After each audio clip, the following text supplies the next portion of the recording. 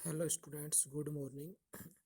Eighth standard की जो अपनी बुक है हनी ड्यू, आज हम इसका fifth chapter the summit with in इसको पुनः प्रारंभ करते हैं।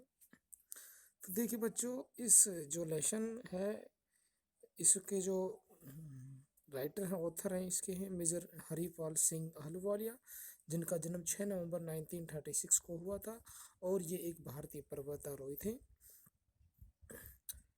और during his career of 45 years, अपने 45 वर्ष के कैरियर के दौरान, he has made contribution in the fields of adventure, sport, environment, disability and social work.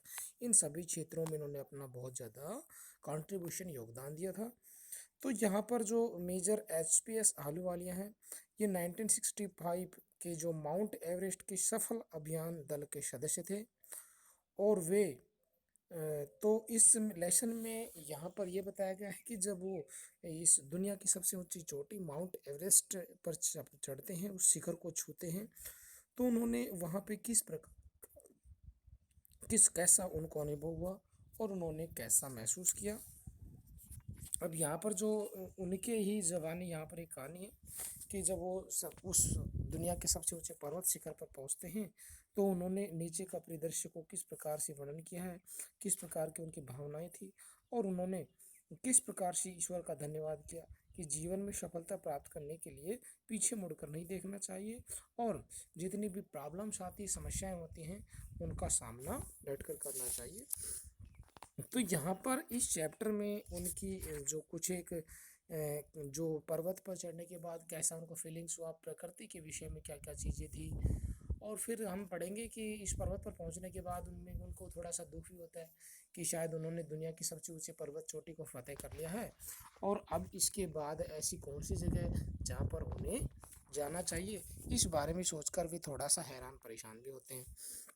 तो चलिए बच्चों, अब इस चैप्टर को हम प्रारंभ करते हैं। देखिए देखिए मेजर एचपीएस आलिया, यहाँ पर देखिए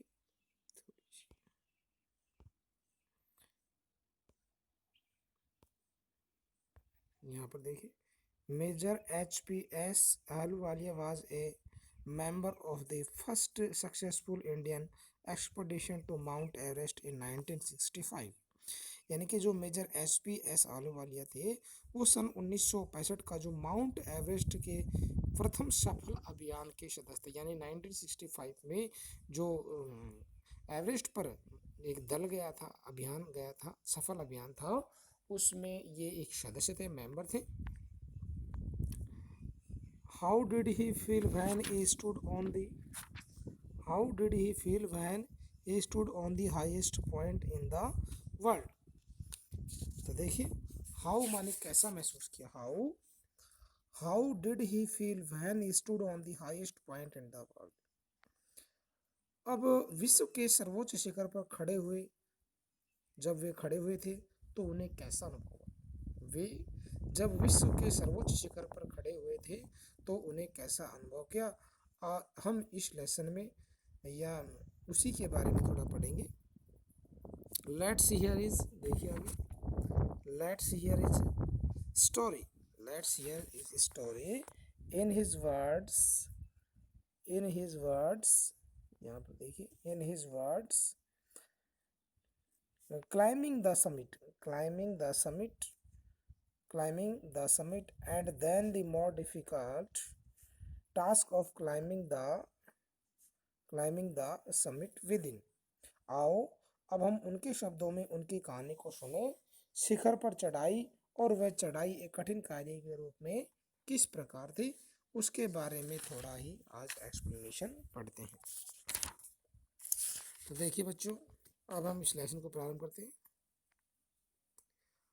Of all the emotions which shot through me as I stood on the summit of Everest,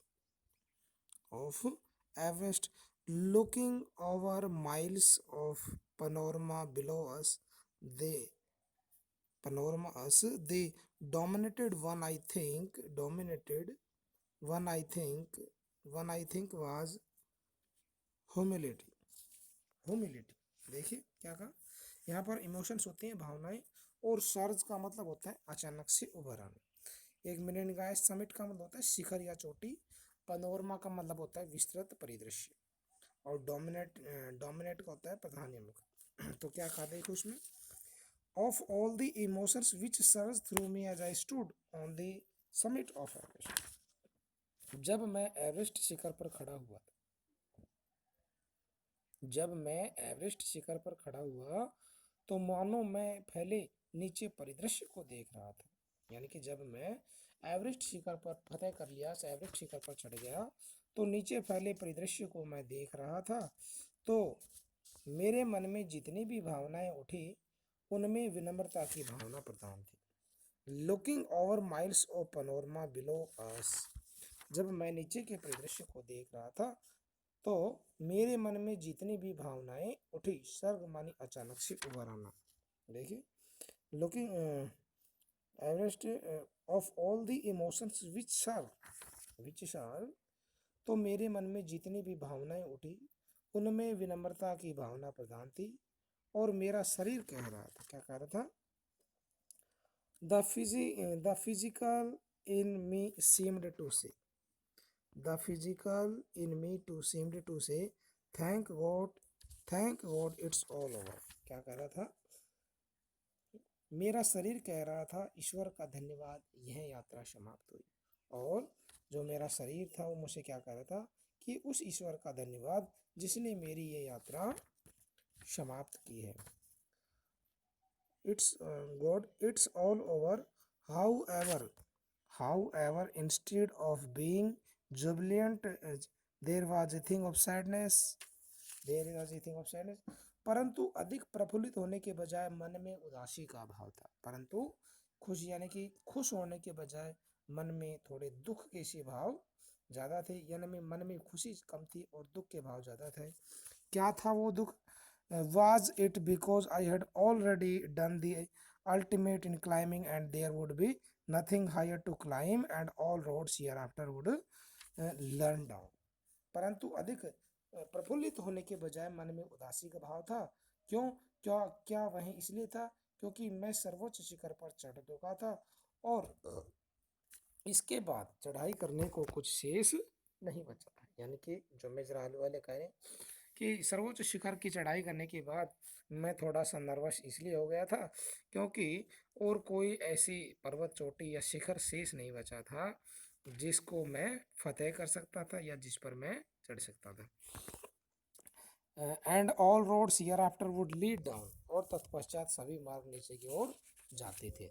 यानी कि यहाँ पर लेखक क्या कर रहा है कि इस दुनिया की सबसे ऊंची चोटी को फतेह करने के बाद मेरे मन में ये थोड़ा सा दुख का स्वभाव आया कि अब मैं कौन सी चोटी को फतेह करूँगा कि जिससे मुझे और ज़्यादा मन में उस चीज़ को प्राप्त करने की लालसा या जिज्ञासा प्राप्त हो।